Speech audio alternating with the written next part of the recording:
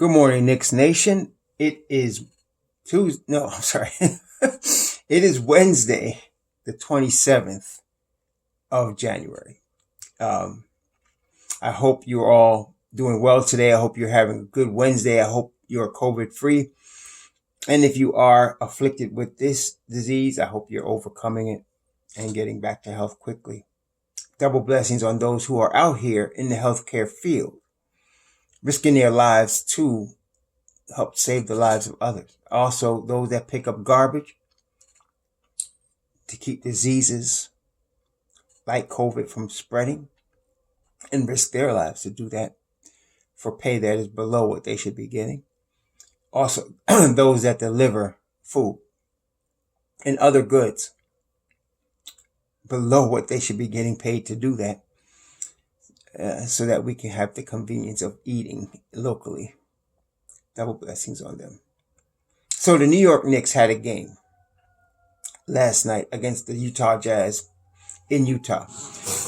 We talked about the game on Monday, or was it Monday? I think it was Monday, yeah. And I said they had a good chance to win this game, and they did. But what we have noticed over the last 4 games on this road trip, if you go back and look what happened on the road trip. Now, first of all, we know the Knicks have had, a difficult schedule. I think it was ranked the toughest schedule in the NBA, the Knicks schedule. I think of the first 19 games they played, 13 were on the road. So, yeah, and it's really like 12 on the road because I don't count Brooklyn as being on the road. I think they played Brooklyn. I don't count Brooklyn as being on the road. But, yeah, basically away from home. And so, if you look at the last 4 games against Golden State, they came out like gangbusters. They beat Golden State down. They came out, against the Kings on a second night of a back-to-back. And they were in the game at the end. A call here, play there. They lost that one. And then, of course, against Portland, you could see they were obviously sluggish in the beginning, and Portland was fresh, and Portland jumped on them, punched them in the mouth, and they tried to come back at the end. And we came up short. And last night was a familiar theme. They played like gangbusters in the first half. And then they seemed to lose their legs in the third quarter and the fourth quarter. And the thing that was glaring to me about last night's game is, first of all, obviously Butter, a.k.a. Butter, Austin Rivers, was killing the first half. I mean, I think he had 25 points in the first half. He couldn't miss. And then he got his third foul and they had to take him out. But the thing about that, and I noticed that was bothering me, is that it was just him.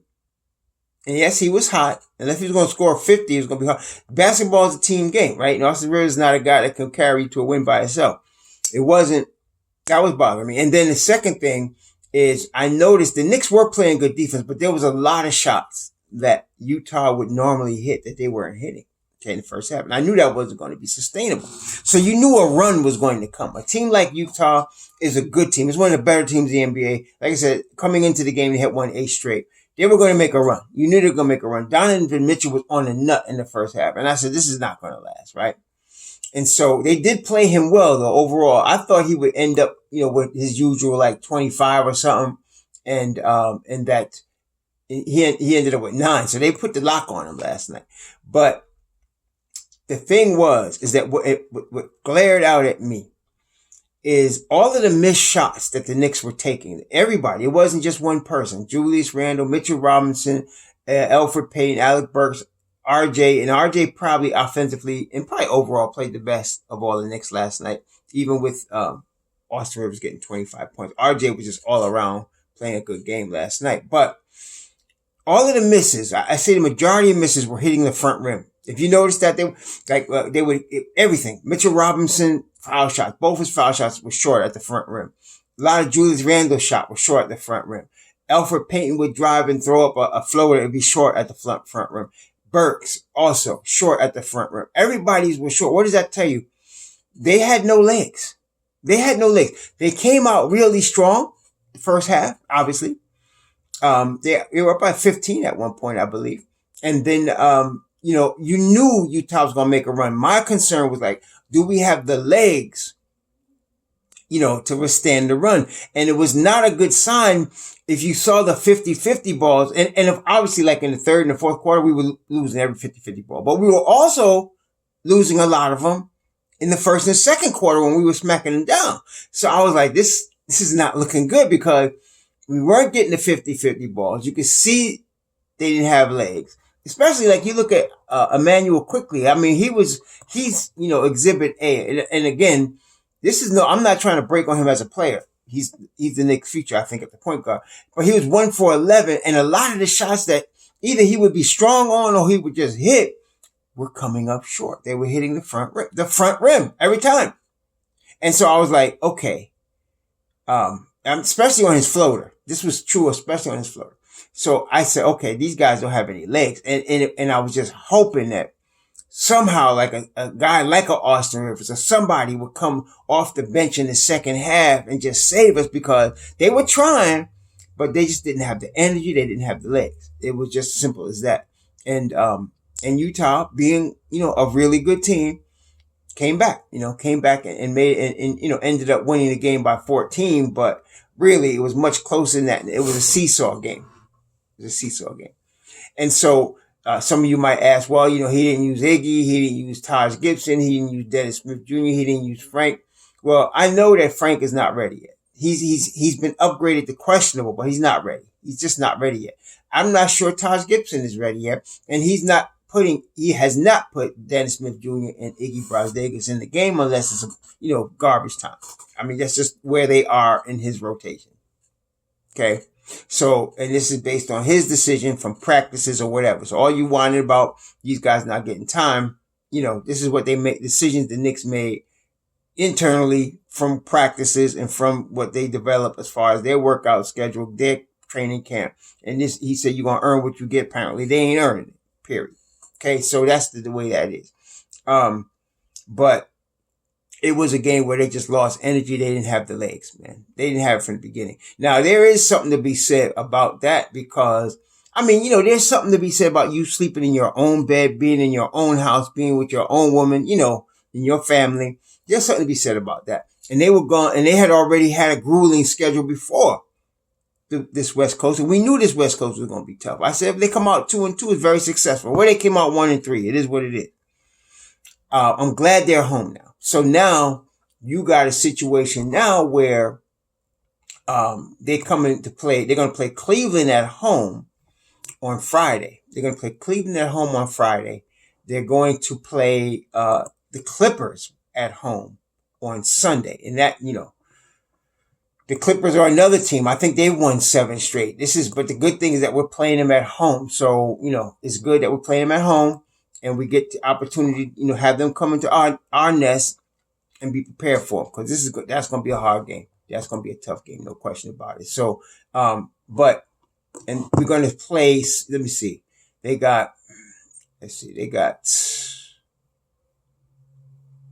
have Cleveland at home on Friday. They have. Let's see. I'm looking at the schedule here. They got Cleveland home on Friday. They got the Clippers at home on Sunday. Okay. Then they go to Chicago for 2 games. They stay in Chicago. So it's weird. They go to Chicago for it's a back-to-back from the Clipper game. They playing them Monday. Then they play them again on Wednesday. Then we're back at home against Portland Saturday. And Sunday, again, another back-to-back. They killing us with this. We at home against Miami. They killing us with these back-to-backs, man. They're trying to bury the Knicks, but it's all good. Get our young lions tried in the fire. That's all. But, so right now, today being Wednesday, they probably flew back already to New York. They get a chance to, recover today, recover tomorrow. They probably have practice today and tomorrow, but, and then Friday night game against Cleveland. So, I think we'll be in better shape for that. Cleveland is no joke. They've been playing very hard. They've been playing together, even, with the situation they had to let go, Porter Jr., but, they're playing very good. Okoro is doing his thing. They're playing good. Cleveland's well coached. They're playing very well. And of course, like I said, the Clippers are playing very well. So we got 2 games at home. Then it's a back-to-back from Sunday to Monday at Chicago. Then we come back Wednesday. So I don't like, so in the next They got back-to-back Sunday and Monday. Okay. The following weekend after this, they got another back-to-back Saturday and Sunday. Then that next Friday, they got another back-to-back Friday and Saturday. They're giving us back-to-backs every week. So we got to be in shape. So this is the thing. Right now, they're losing their legs in the third quarter when they're losing these games. It's not like they didn't lose the game against the Kings or against the Portland Trail Blazers or against the Utah Jazz because those three teams are better than us. That wasn't the situation. We were not outclassed by those teams. We were fatigued.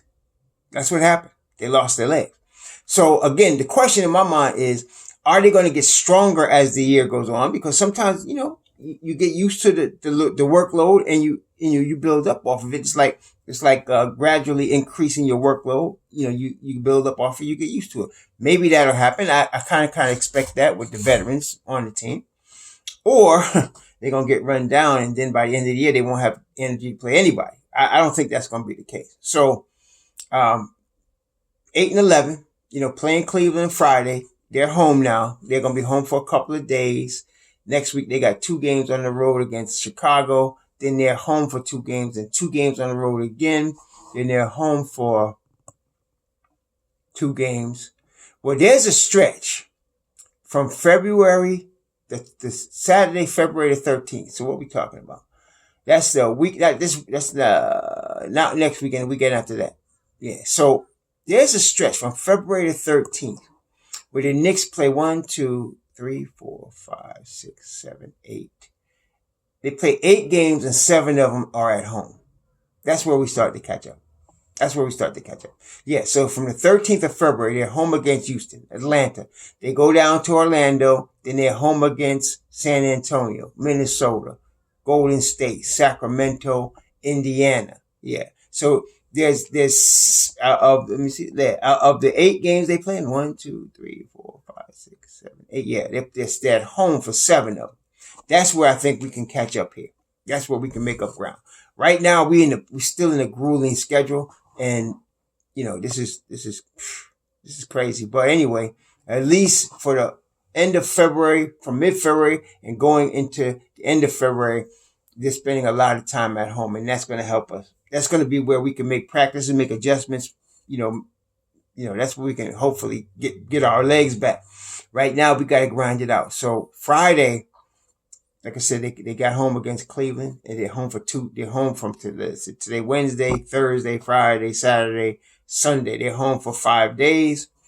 That should give us good time to be prepared for both Cleveland and the Clippers. And then we're out in Chicago for next week because both games are in Chicago. 2 games in Chicago next week. There's no travel. They're just going to be in the hotel. I like that situation though. It's weird, but they don't have any place to travel. They stay in there in Chicago, and hopefully, they can be in good shape. I'm concerned with their durability and the strength, physical strength to be ready to deal with this, because that's what's been losing us the games. Games we have lost is because we have been tired and lost our legs and couldn't hit shots at the end. And then last night with Utah, they were moving the ball like nobody's business, and our defense could not keep up with them because of the fatigue. It's just simple as that. The fatigue caught up with us, man. And so, I saw it in the first half. Rivers was really keeping us in the game. Because he was killing. He could, everything he threw up was going in. But at the same time, we knew that was not going to last. We only had, we had 15 assists the whole game. The ball wasn't moving well. It wasn't moving well. Quickly was trying to force his game. He just was trying to force it. He didn't have any legs even.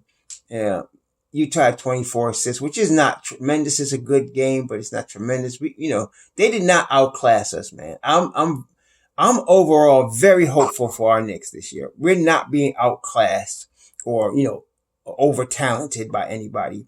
We're losing because it's a tough schedule, and we're tired, getting fatigued, man. It's getting fatigued. But you know what? Everybody plays 72 games in the NBA. It all evens out at the end. So like I said, there's a stretch in February where we're home for 7 out of 8 games. I'm looking for us to really catch up at that time. So, and then again, remember, we're rebuilding. So we're progressively getting better. And the thing I liked about what Thibodeau said after the game, was, to me, the main thing was learning to play good basketball for 48 minutes. And again, this has to do with fatigue as well. I don't think we have any like knuckleheads that's not following the game plan. Everybody's trying to follow the game plan. So we just have to learn to keep it together for 48 minutes. When they do that, they're going to be really tough to beat, because the defense in the first half, they held the Jazz to 16% shooting from 3-point range in the first half. Now, like I said, there was a lot of missed shots that, especially Bogdanovich, would hit that he didn't hit, but they were also up in their grills as well. So, yeah. Once we get better and put together games where we're playing 48 minutes of good basketball, it's going to be all right, man. It's going to be all right. I'm not really particularly worried about the Knicks right now. I'm very hopeful. I think we're going to be all right. But this schedule part right here is grueling, man. So, we're just going to have to fight through this. We have to fight through it and keep on grinding. That's all we could do. Just hang in. And all y'all, please, save these knee-jerk reactions. We got to trade this one and go get this one. This is not NBA 2K. It's not. And it's annoying, some of you people, with this NBA 2K mentality. Let's go trade for this guy. Oh, we need to trade right now. We need a guy to go trade this guy right now. One of the keys, let's go back to the beginning. We're trying to build a long-term, sustainable winner in New York. No quick fixes. No knee-jerk reactions to just make trades because we think it's going to help us in the next 5 games. Okay? No. When we're building a long-term, sustainable winner, you draft talented players. You develop them. That's how you do it. You start with defense and rebounding and ball movement. You start with being in high-level physical condition. We're headed in that direction with what we got. Just stick with it. Don't make knee-jerk reactions based on, a couple of losses or, like what we're dealing with right now. The Knicks are playing good basketball overall. They're gaining respect around the league. That's going to continue. Okay? One of the things you also want is continuity. Continuity. I introduced the word sustainable a few months ago to talk about long-term sustainable winning culture. Well, now we also need to talk about continuity. What is that? That's getting as many guys as possible to stay together, playing together, to learn each other, so that over time, they're good together. It's like even in street ball, when you're playing, if you got any in New York in street ball, there's certain crews of guys that would always play together, grew up playing together. And even though some of the guys they would play against on the court might be individually more talented, because those guys know each other, know how to play together, they would beat them. That happens on the street a lot. If you grew up playing street ball, it's the same in the NBA. So when you get a group of guys that's used to playing together, like last night, Rudy Gobert, Donovan Mitchell, right? Bogdanovich, Ingles, those guys are used to playing together. They got Jordan Clarkson last year. Okay, and now he's fitting in with them after a season. Now he's fitting in with them, right? So now they're developing a continuity. They got their core guys, 4 or 5 guys that's playing together, and they got continuity. They got also Royce. They got the kid Royce that was killing us last night. And they're developing a continuity where they know each other, they used to playing together. The Knicks have not had that because we keep changing our lines because all y'all want to trade everybody every time we lose a game.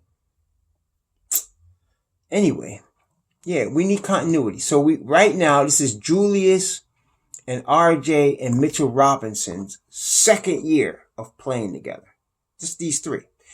We'd like to continue this continuity. We signed Austin Rivers for 3 seasons. The Knicks got options on his next 2 seasons. if you want to keep him, right? So you want to try to develop a continuity. We're not getting a superstar. Stop looking for the superstar. Stop looking for the shiny object. We're not getting that. We got to develop our own stars. We have the talent to do that. Stop hating your own players. We have the talent to do that. Okay? RJ Barrett's developing all-star. So is Julius Randle. Mitchell Robinson's developing all NBA defense. And so we're starting to have some continuity. We got Kevin Knox coming along. He didn't show up last night either. He was tired, all of them. But that's what you're trying to do. You're trying to keep continuity. You got the players. You just have to have them, and they're bought into the system. Okay? They bought into the system. So you got Alec Burks, you got Elfrid Payton, you got Obi Toppin. Let's not forget about Obi Toppin. This is his first year. There were some people mentioning Obi Toppin in the trade. Y'all need summertime. I think I'm just going to eliminate some of these comments are so stupid. You just drafted him. Why are you even discussing him in the trade? It's stupid. Oh my gosh. Anyway. And then all of this, I heard we're going to go get Lonzo Ball. I heard we're going to go get this other guy.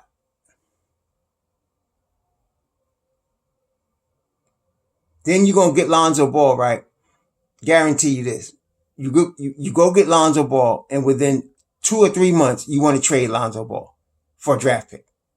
Some of y'all just need a life, man. I mean, I don't know. Psychiatrist or somebody? I don't know. But we're trying to develop continuity. So you want to keep as many of these guys together as possible to develop that. I mean, we got Peyton for this year. I understand. I believe IQ is going to end up taking over. If not this year in the offseason, he's going to end up taking over, in the backcourt. Probably won't have Peyton next year. And I believe between Dennis Smith, Frank, Taj, Iggy, they may all be gone, and Frank's my favorite player on the Knicks.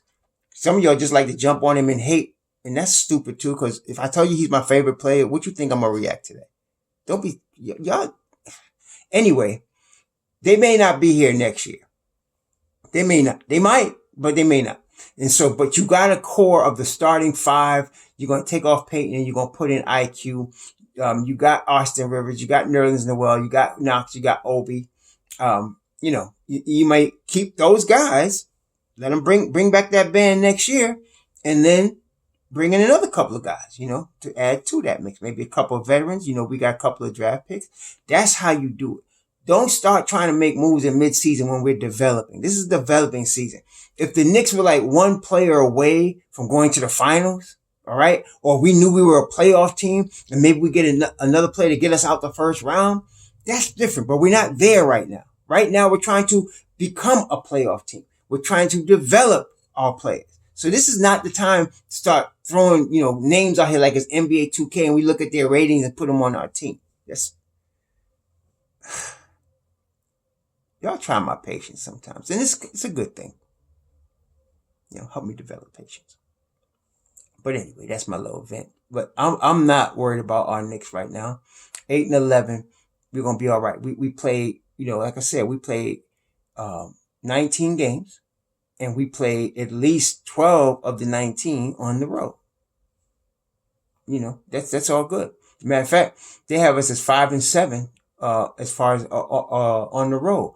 5-7 on the road for a team that's only supposed to be winning 22.5 games. Right, we're doing pretty good. So I'm not concerned. As they continue to develop and get better, we're gonna be all right. We just gotta be ready for this next one on Friday against Cleveland. We still in the middle of the grind. It's gonna be like that for another week or so. So let's get it, man. Let's support our team, support our players. Stop, defecating on your own team and your own players, or go be a Nets fan or something. All right. Shalom.